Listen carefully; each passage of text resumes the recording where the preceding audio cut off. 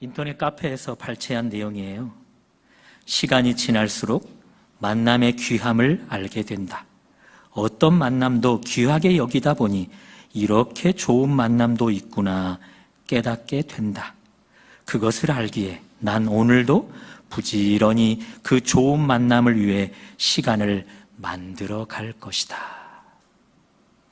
여러분과 저의 바람이 이 인터넷 카페 글에 이 글귀대로 되었으면 좋겠습니다. 오늘 27절은 이렇게 시작합니다. 스크린으로 봐줘보시면 좋겠습니다. 19일째 되는 날 밤에 우리가 아드리아 바다에서 이리저리 쫓겨가다가 이 일, 신적 예측, 그것을 인간의 경험을 앞세워 짓밟아버린 그런 결과이죠. 먼저 선장과 선주 그리고 사공들은 큰 광풍에 맞서 애를 써야 했습니다. 시간이 더 지나고 큰 광풍 앞에 어쩔 수 없어 손과 발을 다 들고 그것에 쫓겨가는 신세가 되고 말았지요. 그것이 14일째가 되었답니다. 자, 이들 이렇게 그냥 끝나버리는 걸까요? 아니죠. 성경은 극적인 재미를 더해주는데요. 배를 강타했던 그 큰 광풍이 오히려 그 배를 몰아서 가게 됨을 보게 돼요. 우리 잠시 사도행전 28장 1절 스크린으로 한번 봐줘보세요. 이 배가 어디까지 가는지. 시작. 우리가 구조된 후에 안즉 그 섬은 멜리데라 하더라. 지도를 한번 보여주세요.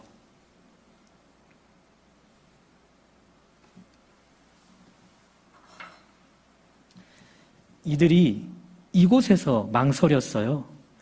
바울로 하나님께서 기후를 예측하게 했던 그 예측을 인간의 경험을 앞세워서 묵살시킨 뒤 여기 베닉스까지 가자. 가까운 거리죠.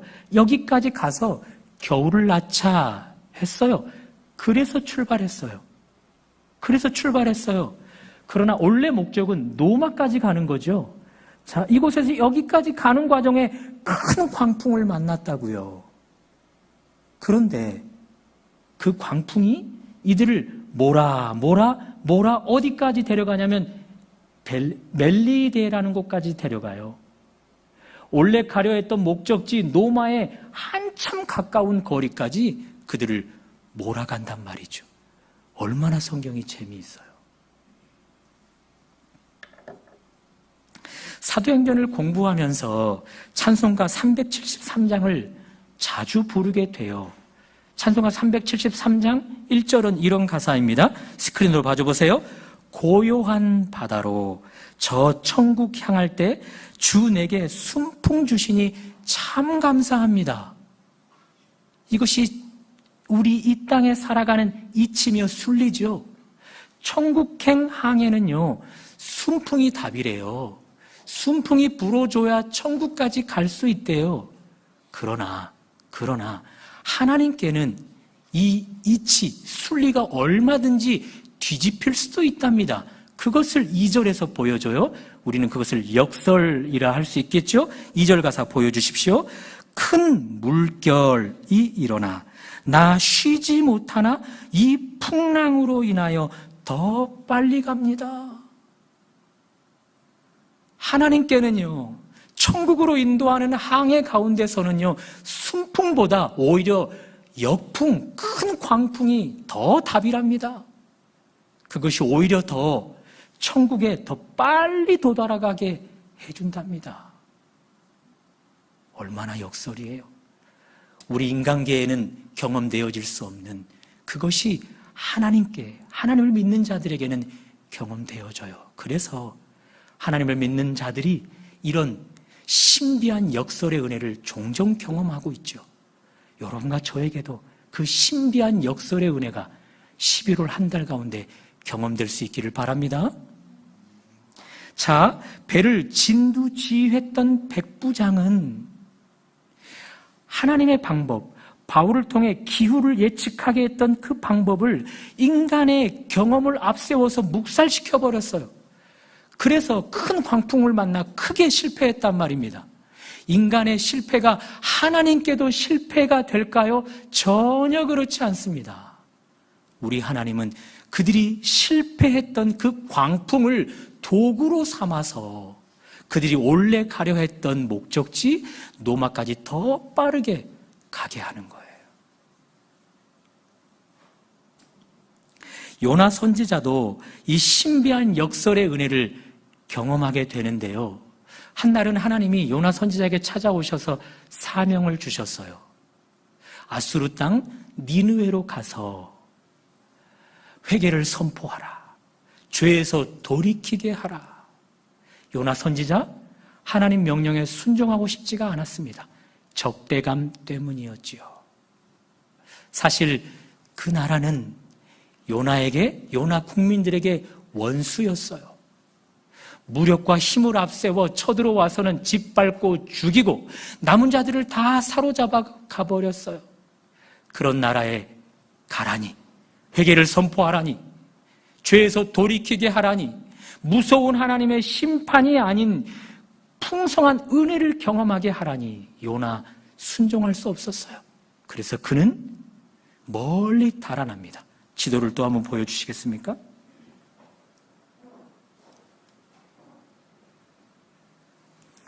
요빠라는 곳에서 요나 선지자가 니느웨 이곳으로 가기보다는 멀리 다시스라는 곳까지 달아납니다.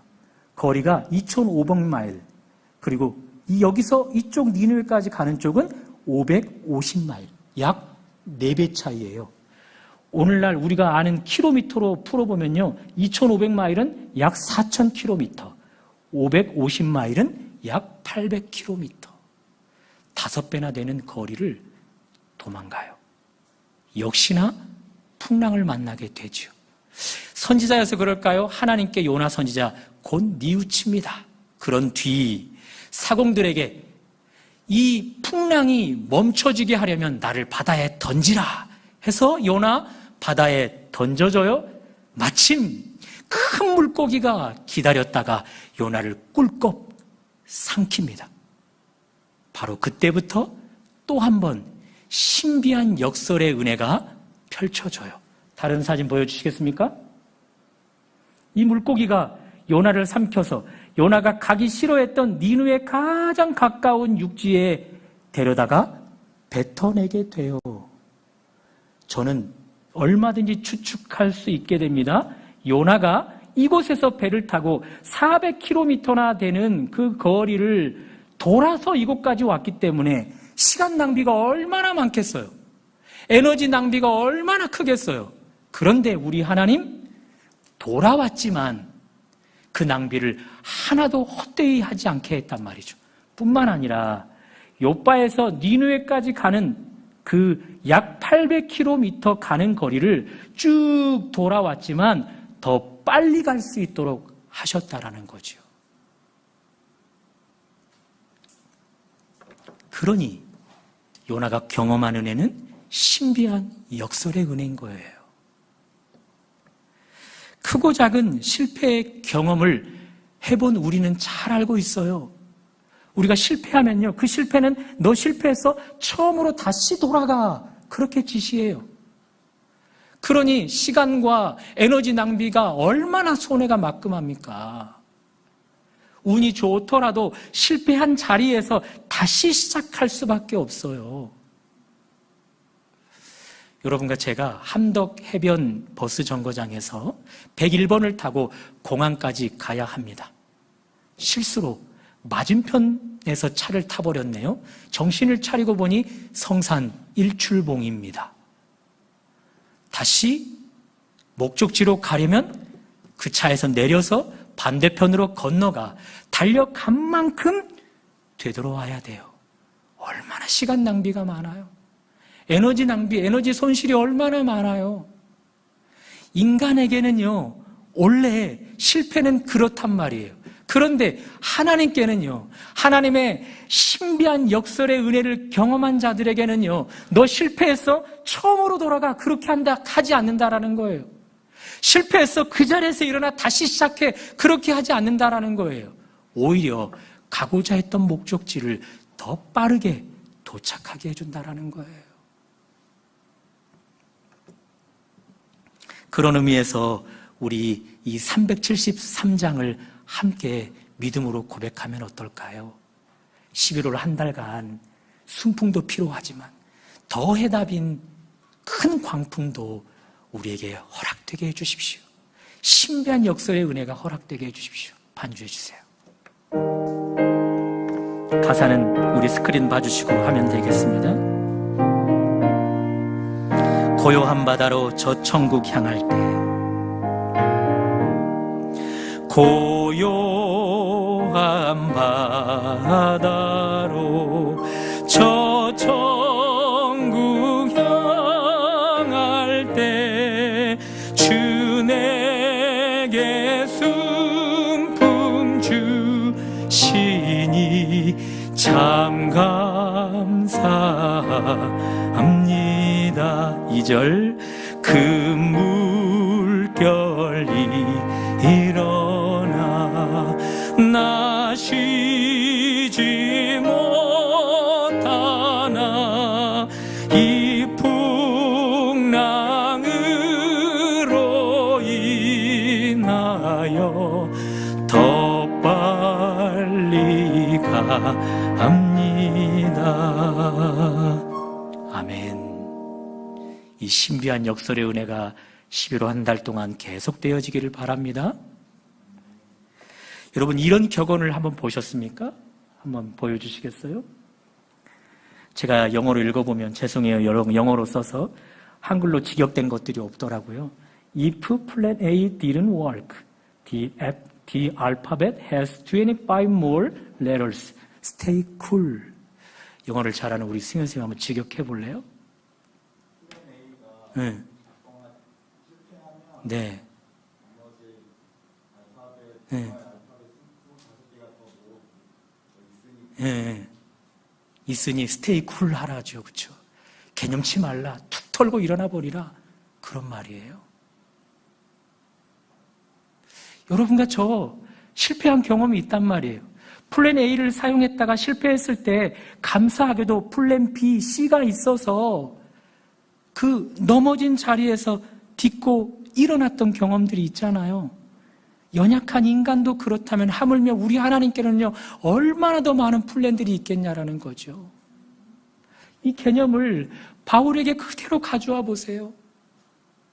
바울, 하나님의 플랜 A, 기상 예측을 미리 해서 노마까지 가는 길에 안전한 항해를 하고자 했어요.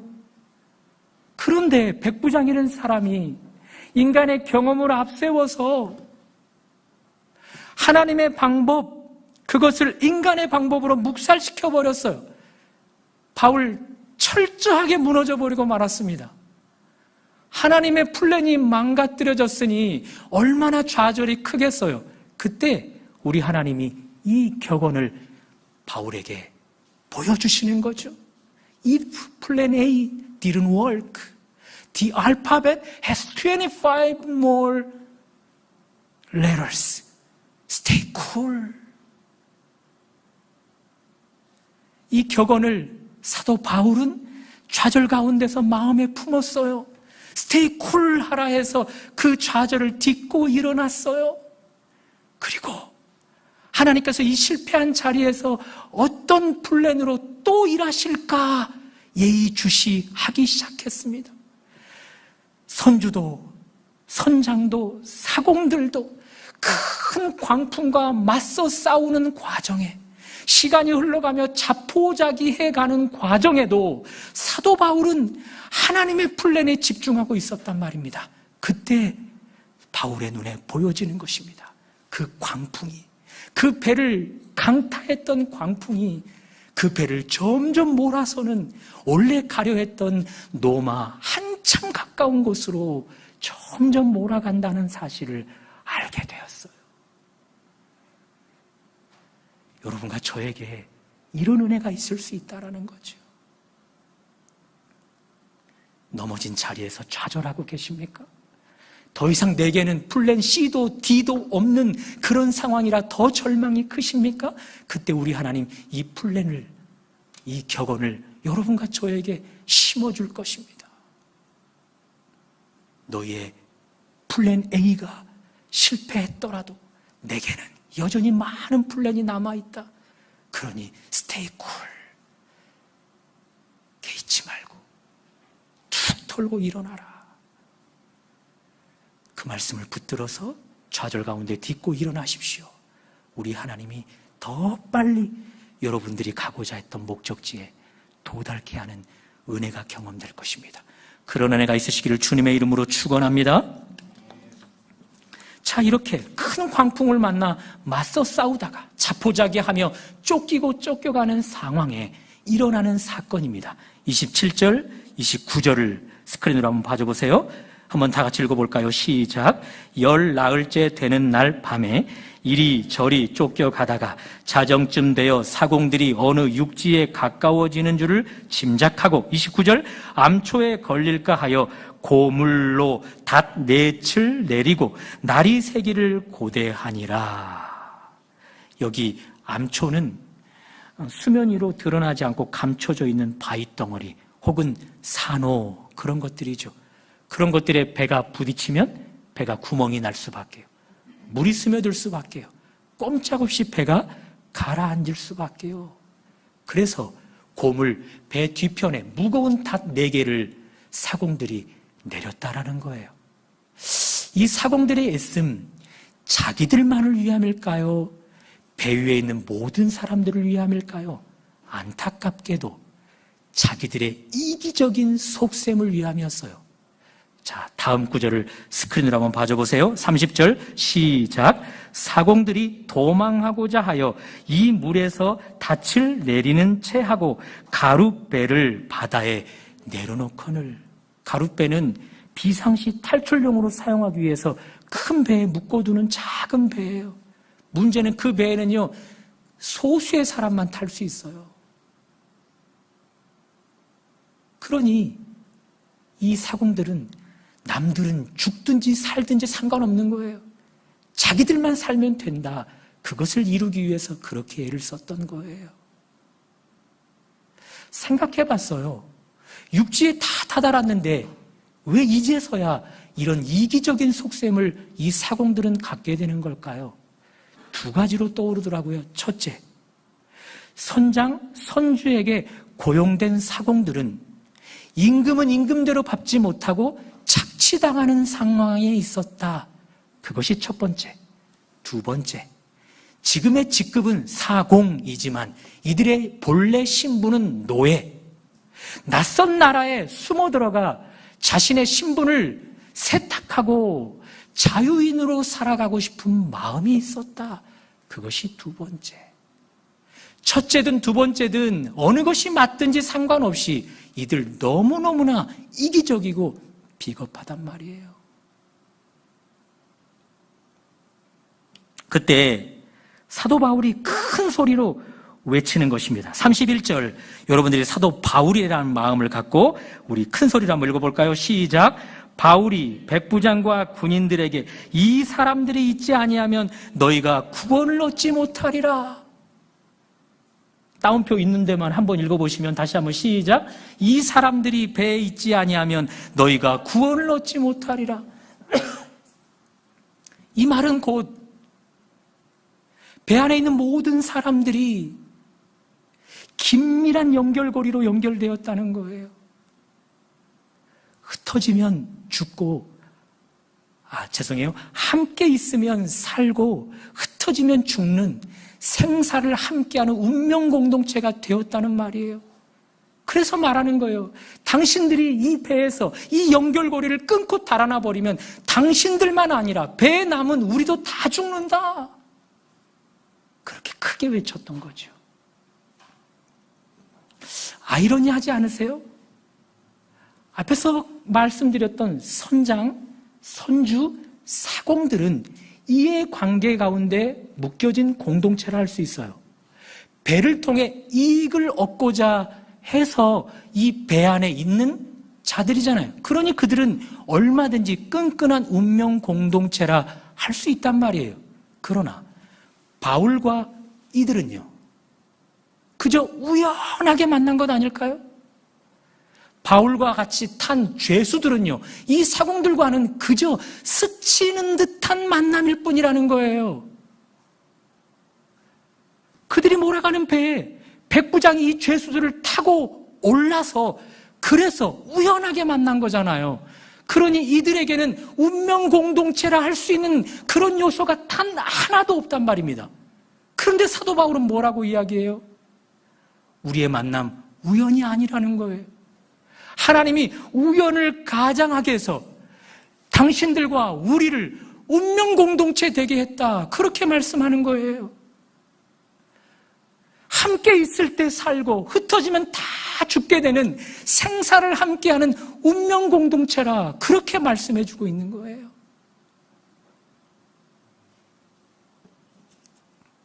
그런 운명 공동체로 함께 있을 때 우리는 바라는 항구에 도달할 수 있다. 그것이 결론이에요. 교회에 이것을 적용해 보면 어떨까요? 여러분은 교회에 어떤 의미로 와닿으세요? 여러분이 섬기고 있는, 몸담고 있는 교회는 어떤 존재로 여겨지고 있나요?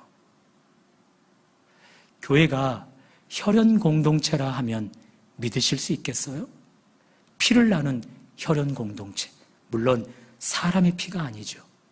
예수 그리스도의 피죠. 그분의 피로 맺어진 혈연 공동체 교회 아닐까요? 그래서 우리 한국교회 초창기 성도들은 모든 것이 다 교회 중심적이었어요. 교회에서 집이 멀면요, 그 집을 이사해서 교회 가까운 곳으로 왔죠. 직장에 들어가고자 문을 두드릴 때 가장 첫 번째로 묻는 질문이 주일은 쉽니까? 였어요. 봉급 많이 주나요? 회사가 미래가 있나요? 그것이 궁금하지 않았어요. 교회에서 부흥회를 한다든지 수련회를 한다든지 그러면 온 가족이 그 날짜에 맞춰 휴가를 내고 다 참석했어요. 내 집 마련, 그 꿈은 이루지 못하더라도 내 교회는 있어야 한다라는 마음에 교회를 세우고 짓는 일에 물신양면으로 최선을 다했지요. 그런데 오늘날 한국교회는 어떨까요? 내 교회라는 생각이 많이 퇴색되어져 가는 것 같아요. 대를 이어서 교회를, 한 교회를 섬긴다라는 그런 일들은 상상 속에서나 있을 법한 일이 되어버리는 것 같아요. 특별히 제주도는 대한민국 가운데서 더 그러는 것 같아요. 육지에서 잠시 제주에 머물면서 자녀들 교육시키는 기간까지만 교회 출석하는 경우, 그렇죠. 열방대학에서 훈련받고 또 간사로 위탁받는 기간까지만 교회를 출석하는 경우가 그렇죠.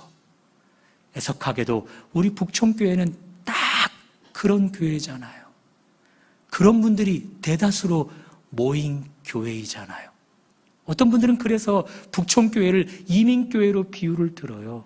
유학생들이, 해외 파견 근로자들이 머물다가 떠나가 버리는 그런 이민교회. 하나님께서 우리 북촌교회에게 그 사명을 맡겨주시면 감당해야 할 수밖에 없지요. 그러나 여러분과 저는 우연하게 만나지 않았다라는 거예요. 하나님의 철저한 계획과 섭리 속에서 만났다라는 거죠. 언제 헤어질지 모르나 그 헤어지기 전까지는 평생 동역자처럼 사역하라고 우리를 만나게 해주었다라는 거예요. 함께 있으면 살지만 흩어지면 죽는 생사를 함께하는 운명 공동체로 지내라고 우리를 만나게 하셨다라는 거예요. 그런 의미에서 혹 우리 공동체에 몸 담은 분들 가운데 사공들처럼 도망가고자 하는 분들이 있나요? 마음으로, 생각으로, 또 몸으로 도망치고 싶은 분들이 있나요? 교회에 몸을 담았는데 목회자의 연약함이 보여져서 교회 행정, 조직, 시스템의 연약함들이 드러나 보여서 마음으로 생각으로 교회 가운데 멀리 도망가고 싶은 분들이 계시나요? 그런 분들에게 바울의 큰 외침이 울림으로 들렸으면 좋겠습니다.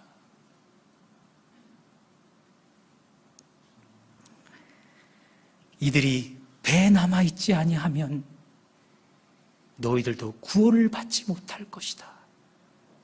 그런 바울의 외침 말입니다. 그 외침이 혹 마음으로 생각으로 달아나고 싶은 분들에게 들려진다면 32절의 은혜가 있었으면 좋겠습니다. 32절 다 같이 읽어볼까요? 시작. 군인들이 거룻줄을 끊어 떼어 버리니라. 다시 한번 시작. 군인들이 거룻줄을 끊어내어 버리니라. 교회를 외면하고 싶었던 줄, 교회를 향해 소홀히 여겼던 줄, 마음으로 생각으로 점점 멀리 달아나고 있었던 그런 줄 다 끊어내버릴 수 있으면 좋겠습니다. 그런 부정적인 줄은 다 끊어내버리고 긍정의 줄, 그 줄 딱 하나만 붙들었으면 좋겠습니다. 그 긍정의 줄은 에베소서 4장 2절 3절입니다. 다 같이 읽어봅니다. 시작. 모든 겸손과 온유로 오래 참음으로 사랑 가운데서 서로 용납하고 평안에 매는 줄로 성령이 하나 되게 하신 것을 힘써 지키라. 성령이 하나 되게 한 공동체를 힘써 지키는 줄, 그것 하나를 붙들 수 있으면 좋겠습니다. 자, 그렇게 해서 북촌교회가 이렇게 하나 된 줄로 묶이게 되면 오늘 본문에서 드러난 기적들이 나타나게 돼요. 그 기적이 무엇인지 한번 살펴보시겠습니다.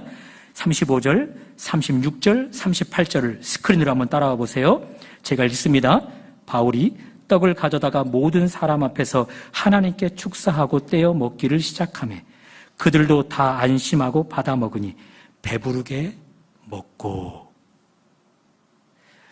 예수 그리스도께서 오병이의 기적을 일으켰던 순서와 똑같아요. 우리 주님이 떡을 가지고 하나님께 축사했어요. 그리고 나누어 주었어요. 그때 5,000명 이상이 먹고 남는 기적이 있었어요. 오늘 바울이 그 기적을 일으키고 있는 거예요. 자, 배에 276명이 타고 있다고요. 그 많은 인원에게 음식을 제공한다. 쉬운 일이 아니에요. 전문 그 음식을 담당하는 사람들이 있다 해도 쉬운 일이 아니에요. 특별히 지금 상황은 광풍을 만나 쫓겨가는 상황이에요. 자포자기하고 있는 상황이에요. 누가 의욕이 있어서 276명이나 되는 사람들에게 음식을 마련해 주려고 하겠습니까? 그러니 얼마든지 추측 가능하죠? 우연하게 떡덩어리가 생겼던 것 같아요. 바울에게 취해진 것 같아요. 바울이 그것을 하나님 앞에 축사하고 나누는 과정 속에 276명이 먹되 배부르게 먹게 되었다는 거죠. 기적입니다. 기적입니다. 그 기적이 어느 시점에서 발생했나요? 어느 시점에서 그 기적이 발생했나요? 사공들에게서 보이는 것처럼 달아나려는 줄, 그것을 끌어내버릴 때였어요.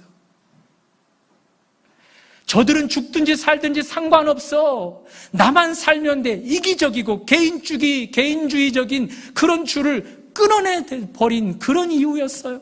사도 바울의 외침, 함께 있을 때 살고 흩어지면 다 죽는다. 생사를 함께하는 운명 공동체라는 그 외침 앞에 그들이 우리의 만남은 우연이 아니라 운명 공동체라는 그 의식을 가진 뒤 이 기적이 일어난 거예요. 오늘날 이 기적은 어떻게 표현이 될까요? 다 배부르게 먹었답니다. 이 기적이 오늘날 우리에게 경험되어진다면 먹고 사는 일에 궁핍함이 아닌 풍족함으로 채워진다는 것 아닐까요? 영적으로 해석하면 매주 주일마다 우리 하나님이 영적인 양식을 풍성하게 먹여주신다, 그것 아닐까요? 더 확대해 보면 우리 교회를 통해 불신자들이 참떡, 생명의 떡 예수를 배부르게 먹게 된다, 그것 아니겠습니까? 사랑하는 성도 여러분, 어떤 만남도 우연 없습니다. 여러분과 저의 만남이 그렇습니다. 물론 교회는 의인들이 모이는 곳이 아니에요. 죄인들이 모인 곳이에요. 그러니 말에 행동에 얼마나 문제점들이 많겠어요. 어떻게 내 마음에 흡족한 교회일 수 있겠어요. 그러나 죄인들이 모인 공동체이기에 우리 주님은 당신의 피를 한 방울도 남기지 않고 여러분과 저를 위해 뿌려 긴밀한 연결고리로 삼으셨어요. 하나 되게 하셨어요. 성령은 말할 수 없는 탄식으로 그 하나 된 공동체를 지켜가고 계셔요. 이제 여러분과 제 차례예요. 부정적인 줄을 다 끊어내는 것이죠. 개인주의 같은 그런 줄을 다 끊어내는 것이죠. 긍정적인 줄 딱 하나, 예수 그리스도, 그분을 붙드는 것이죠. 긍정적인 줄 딱 하나, 성령을 붙드는 것이죠. 그렇게 해서 여러분과 제가 운명 공동체가 될 때 우리 하나님 기적을 일으킬 것입니다. 먹고 사는 일에 풍족하게 하는 기적, 주일마다 은혜가 풍족하게 먹여주시는 기적, 우리 교회를 통해 불신자들이 참떡 예수님을 받아먹되 배부르게 받아먹는 기적, 그 기적이 일어나게 될 것입니다. 그런 의미에서 강 목사님, 목사님이 계셔야 제가 살 수 있습니다. 장로님, 장로님이 계셔야 제가 살 수 있습니다. 온라인 예배로 예배를 드리고 계시는 분들, 당신들이 있어야 제가 살 수 있습니다. 다른 분들을 다 거론하고 싶지만 오해가 있을 것 같아서 당신들이 있어야 우리가 될 수 있습니다. 당신들이 있어야 우리가 살 수 있습니다. 당신들이 있어야 우리의 생활고가 형통하게 되어질 수 있습니다. 당신들이 있어야 우리 교회가 생명의 떡 예수를 불신자들에게 배부르게 먹일 수 있습니다. 저를 살려주세요. 장로님을 살려주세요. 우리 중직자들을 살려주세요. 우리 직분자들을 살려주세요. 우리 평신도들을 살려주세요. 우리 청년들을 살려주세요. 우리 중고등부들을, 우리 초등부들을 살려주세요. 궁극적으로 북청교회에 모여야 할 그 문 영혼들을 여러분이 연합함으로 살려주세요. 그런 은혜가 어떤 만남도 귀하게 여기는 여러분과 저를 통해 이루어지시기를 주님의 이름으로 축원합니다.